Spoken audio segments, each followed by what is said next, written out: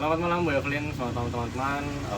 Sekarang saya akan melakukan wawancara tentang etika Pancasila atau penyelenggaraan etika Pancasila di dalam masyarakat. Perkenalkan, nama saya Christopher Joel Fisunarta dengan NIM 22010010058. Malam ini saya bersama dengan Kak Jun.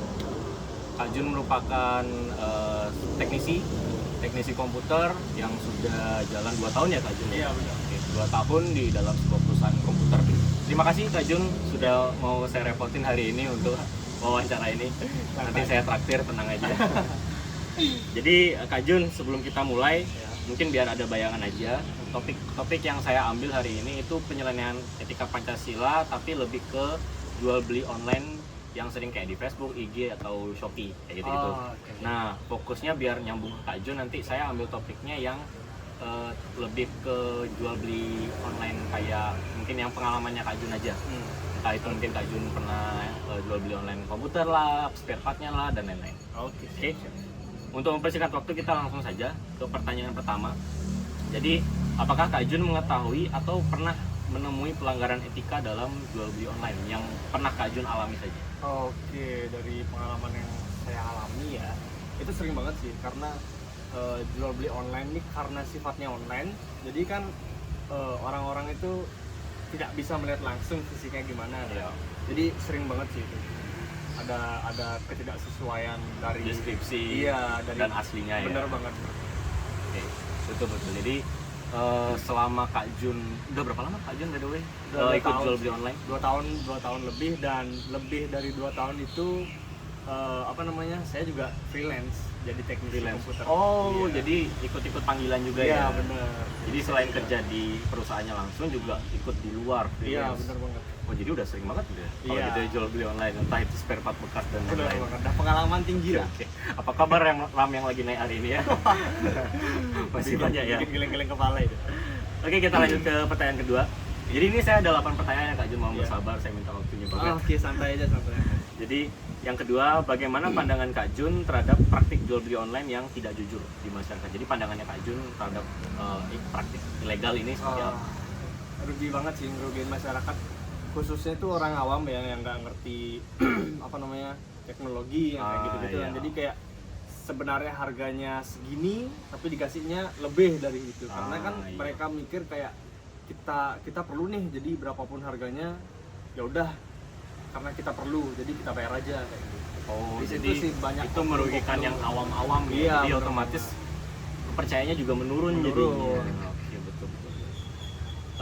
Lanjut ke pertanyaan ketiga. Jadi menurut Kak Jun, bentuk pelanggaran etika yang paling sering terjadi itu apa?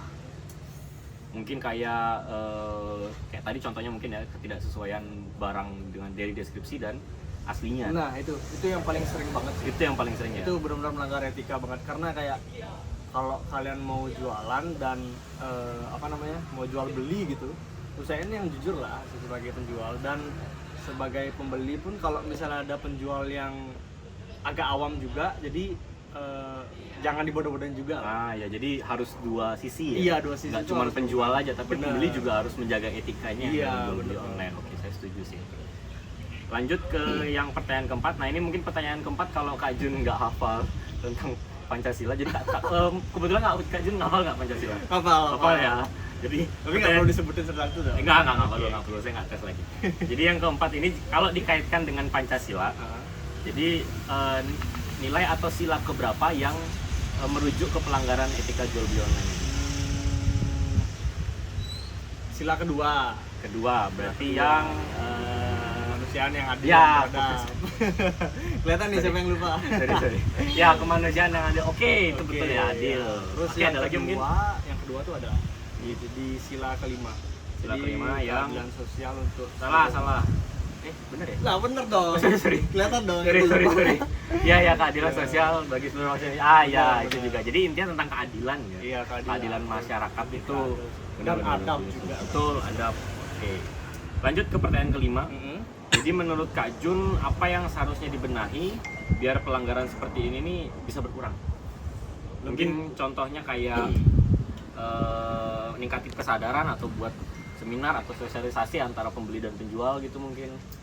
Iya benar banget. Jadi yang paling penting itu adalah kesadaran dari diri sendiri sih. Karena kan sebagai pelaku penjual maupun pembeli itu juga harus benar-benar sadar diri, dan kalau bisa tuh searching atau riset dulu sebelum melakukan penjualan kayak atau pembelian kayak, biar kita tuh nggak ditipu ya. Ini antisipasi terbesar sih biar nggak ditipu.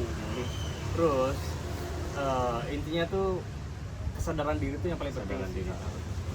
Iya, karena kan kalau endingnya kesadaran diri kita kurang dan kita juga sebagai pembeli atau sebagai penjual juga ikut nipu, otomatis orang pasti akan ngikutin jejak-jejak kita ya. Oke. Lanjut ke pertanyaan ke-6. Ya. Jadi apakah Kak Jun bersedia sebagai pelaku juga dalam jual beli online ini menerapkan etika Pancasila dalam jual beli online? Oh, sangat bersedia. Sangat bersedia ya? Karena saya tuh punya prinsip, kalau misalnya saya tidak mau dirugikan oleh orang lain, jadi sebisa mungkin saya tidak merugikan orang lain. Betul, setuju. Jadi itu tadi ya, hukum karma ya. Benar banget, hukum karma itu berlaku banget. Lanjut ke pertanyaan ke-7. Jadi apa pendapatnya Kak Jun Ya. tentang pemerintah atau peran pemerintah dalam mengatasi masalah ilegalitas dalam jual beli online ini? Yang kayak gini sih mungkin lebih perlu pengawasan yang lebih ketat ya, sama hukum yang berlaku untuk pelaku penipuan yang kayak gini. Karena kan kayak jual beli online ini kan memudahkan kita dalam membeli kayak atau menjual barang kayak. Nah, cuman regulasinya harus lebih diperketat. Oke, jadi harus ada hukum juga yang benar-benar fokus ke sini ya. Iya, biar orang tuh nggak semena-mena gitu. Iya, betul. Oke, lanjut ke pertanyaan terakhir nih Kak Jun. Iya. Jadi harapan Kak Jun terhadap masyarakat dalam menerapkan etika Pancasila di era-era digital. Seperti itu. Saya berharap sih masing-masing pribadi ya itu lebih sadar lagi dan lebih mawas diri. Maksud saya tuh lebih ke kayak kontrol lah dirinya, jangan ada niat untuk jahat sama orang lain. Kita juga di sini juga sebagai manusia hidup sosial gitu kan, untuk satu sama lain. Belum tentu sekarang kita nipu orang kita untung, belum tahu Kemudian hari kita bisa ditipu. ditipu. Iya. Betul.